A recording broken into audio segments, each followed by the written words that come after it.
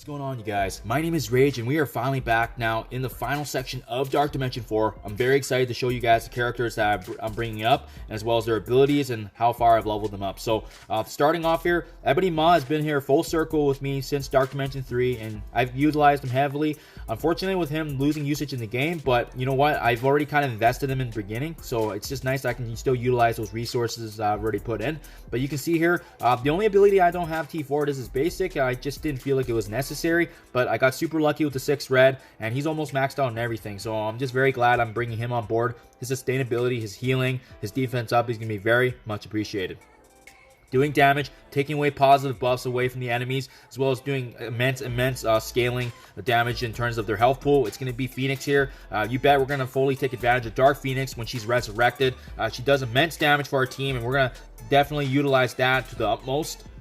And you can see here, similar to Ebony Maw, the basic on her is really the only thing I haven't upgraded as well. I just leveled her up to the level 4 ISO 8 just to conserve resources. I don't feel like the level 5 makes that much of a difference, especially on Phoenix where, you know, once she goes into Dark Phoenix mode, the ISO 8s don't even really apply to her.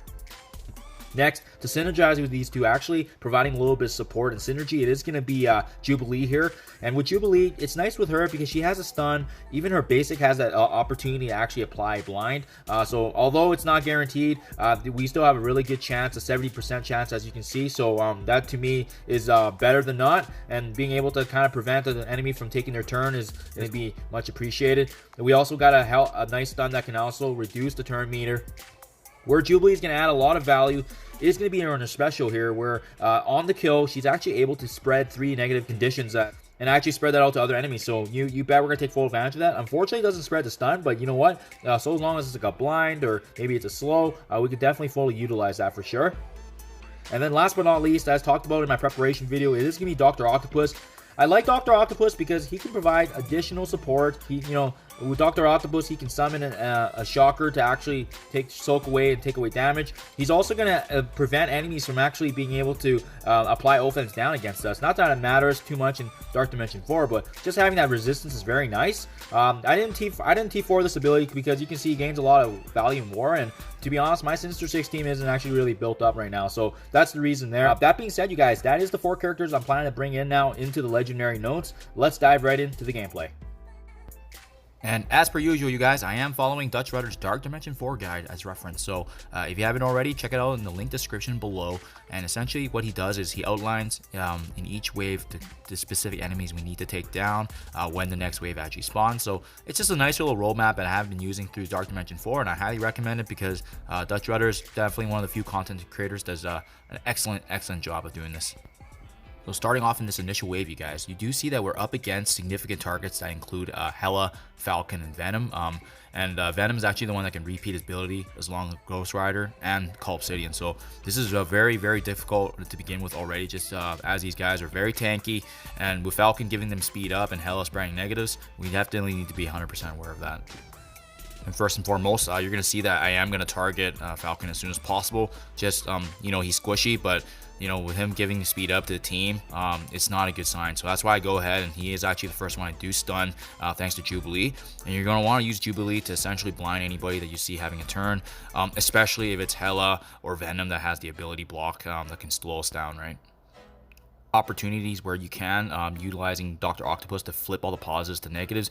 You can see that we took away the taunt from Obsidian and still resume our damage on Falcon. So that's really what you want to do. That's one of the key things I love about Dr. Octopus.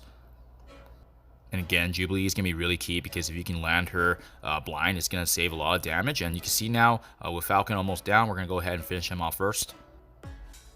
And then once Falcon's down, in my opinion, you guys, you should focus on whoever's the weakest out of Rescue and Hela. In this case, both of them are quite weak for me, so I got lucky there. And then afterwards, I did go ahead and actually finish off both Ghost Rider and Rescue just because I got lucky here. That really only leaves these 3 left. So at this point, you guys, slowly take them down and save up your energy because we're going to need all our abilities, right? So this is where I would start using a basic attack. And hopefully you guys have been able to prepare yourself, save up as much energy as possible, just because the next wave we do have to deal with a Negasonic with Proxima Midnight. There's a Squirrel Girl and a Psylocke, so there's actually 2 characters that can cleanse in this mixture. So it's going to be really important to stun them because if we don't, they're going to be able to cleanse, right? So that is why I actually go for Squirrel Girl first thing. And this is then followed up by powerful attacks with Phoenix, as well as being able to use Ebony Maw's defensive capabilities to provide that support for us. And consistent with my previous wave, just make sure you try to use Jubilee to actually blind when you can. And the one caveat about this wave is 2 enemies go down and it actually does spawn another 3 characters, so that is the only unfortunate setback with this one. So we're not going to be able to finish off all of them, so you want to be very careful in who you take down. And my recommendation is at least one of the 2 cleansers being Psylocke or Squirrel Girl. Squirrel Girl, in my opinion, is a bigger threat just because she has offense down as well. And that being said, you do see here I go ahead and finish off Squirrel Girl, and I did a really good job trying to allocate as much damage as I can across these guys. If you can get them as low as possible, it's really good, because having Phoenix use both her abilities, her special and her ultimate, scales exceptionally well. So by having them all relatively in the same area, you may be able to finish off 2 or 3 characters at once she ults or uses her special next, right? For me personally, I did actually go ahead and finish off Psylocke, so that took out 2 of the main the cleansers on their team, and now I can actually focus on pure damage. And keep in mind too, I strategically weakened all these guys, so that way now we can fully utilize Phoenix's abilities. And honestly speaking, it's a beautiful synergy, being able to utilize Jubilee Stun, extend the negative condition once again thanks to Dr. Octopus's ultimate. So very beautiful synergies if you guys can utilize this team. And just Negasonic does end up being the next one to fall, and you can see now in this wave there is only 4 left. I opted to actually focus on War Machine just because he has higher damage, and now at this point, you know, you could definitely try to leave Sif to be last because she doesn't do damage, and Chavez is do a little more damage, so you can definitely focus them and just use basic attacks now until the next wave here. So now we go ahead and finish off Sif, and you are going to see in this next wave cluster, it's going to be made up of Ironheart, War Machine, Daredevil, another cleanser such as Psylocke, Sif, Heimdall, and then Daredevil. So yeah, the big one to consider for this one is, once again, it's gonna be Psylocke because she does cleanse. War Machine does do a lot of damage, and keep in mind Ironheart also has a defense down that can be applied to us. So personally, I would recommend actually stunning Ironheart and using Dr. Octopus's ultimate to actually extend that again. Just because, again, she's squishy, but also nice to actually take away her in terms of being able to apply that defense down, which could be detrimental to our team. So you're going to see very quickly here how things can actually go south pretty quickly for us. You can see with War Machine's abilities there, actually wiped out our key sustain being Ebony Maw. So now at this point, I'm really just focused on trying to do as much damage as I can, because I understand already that these guys can do a lot of damage, and at this point, I don't think it's going to be feasible, especially with Ebony Maw being taken down. And it's quite difficult to do this node, I think, with 3 characters. Although we have a good roster, we just don't have enough defensive capabilities and sustain and healing. So they're just going to continue their damage here and actually finish off my Phoenix. And that is my first attempt right there. So you can see really quickly how powerful that wave can be. So just tread lightly when you guys are going through it, especially that War Machine and comboing up with Ironheart. So we're going to continue where we left off here in terms of trying to finish off both Ironheart and Psylocke. And the main reason I really do want to focus those 2 is because, again, their capabilities they provide for their team. On top of that, Psylocke's got a cleanse. And with this wave, similar to the wave 2, we can actually only take down 2 enemies here in this wave before the next wave. So you got to be very careful on who you pick. In my opinion, once the War Machine actually goes ahead and uses his abilities, he's okay then for the time being, at least for a turn or 2. So that is why I'm really pivoting and focusing Psylocke. But keep in mind too, thanks again to Phoenix's beautiful scaling damage, you know, all the enemies went down together. And you can see now with this new wave, we do see a Falcon, a Carnage, and a Venom actually being part of it. So this is another thing to be mindful of. But in my opinion, you should actually focus on cleaning up the rest of the board first before you focus on the new characters, just because both War Machine and Ironheart are quite weak already. Great time to use her ultimate, and as you can see, we really clean up the board right there, and we just go ahead and resume our damage, because now we can actually clean this up before the next wave spawns. You can honestly really see how meaningful having Phoenix is, just due to the fact that all her damage just does exceptionally well, especially in Dark Dimension. So I think there's always going to be a place for her in Dark Dimension because of that, even though she's not a top legendary in the game anymore. Just that usage of scaling with health is going to be extremely future-proof in my opinion. And really now at this point, I would just focus on, you know, reducing the amount of energy usage, just focus on basic attacks, because especially once you take down either Carnage or Venom, it's going to be pretty smooth sailing. Perfect. Now we can go ahead and prepare for the second final wave here, and it is going to be consisting of a Ghost Rider, Negasonic, a Daredevil that can repeat his ultimate, with a Proxima that can repeat her ultimate as well, which is just done, Heimdall, Chavez, and then once again a Psylocke that can actually cleanse. So that's why I did stun her there, and then combo that attack with Phoenix's abilities as always. Now, the one thing I will say about this wave is that finally we can finish the wave again, like wave 1, without having to worry about extra guys joining the battle.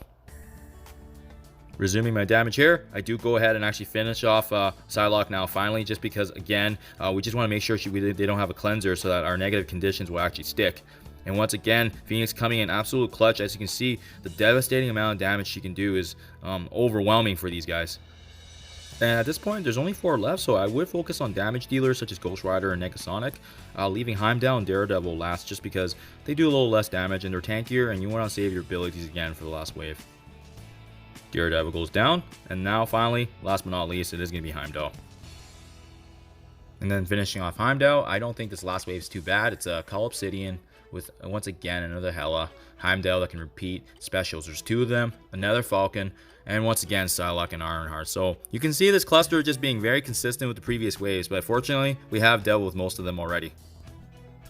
And now, once again, that's done on Psylocke, and then the -1 extension, thanks again to Dr. Octopus. Keep leveraging that as much as you can. We want to focus on Psylocke before Falcon because she can actually cleanse, although although you may take a hit here with Falcon using his special, Psylocke's the one that can remove all the advantages that we have going on for us with the negative conditions. Now finally, we do go ahead, finish off Psylocke there, and Falcon actually went down before Psylocke, so that just happened because of natural damage and AoE chain attack, so that was kind of nice there. And now that only leaves the 5 here, and at this point I think it's a really good position. If you have Ironheart, Hela left, and then 2 Heimdalls and Cull, the good news is the majority of them don't actually do a lot of damage. And as you can see, with Ironheart falling here, we can now actually just focus on squishier targets such as Hela, and really taking your time and just finishing off the rest of them. And by the end of it all, you'll be able to see that you're going to question whether or not these guys belong in Dark Dimension 4. These Heimdalls being very reasonable, not really that high, and they don't do any damage at all. So that was very nice to end off on a strong finish. Save our abilities, obviously, for the next node here, being the final node of Dark Dimension 4. And again, the key was just really making sure that you had combination attacks, especially with Jubilee and Dr. Octopus. And for Phoenix too, because she already kind of resurrected Dark Phoenix, make sure to use all her abilities because she's not coming back alive, right? So you might as well just use her abilities and get out of the way to maximize damage overall. But there you guys have it. That is another completion here of the second last node of Dark Dimension 4. And it did, again, as you can see in the recordings, it was 2 total attacks. So I'll just show you guys here real quickly. The 2 attacks were respectively 38 million on the first attempt, and then finishing it off with a 40.47 million. So always try to make a count as much as I can. It did take me a few tries. And as per usual, you guys, I do like to show you my days logged in so you can kind of see a tracker. I started Dark Dimension 4 at 516, and that is 557 days now. So a little bit over 40 days. So and thank you as always, you guys. Appreciate you checking out my videos, and I'll see you in the next one.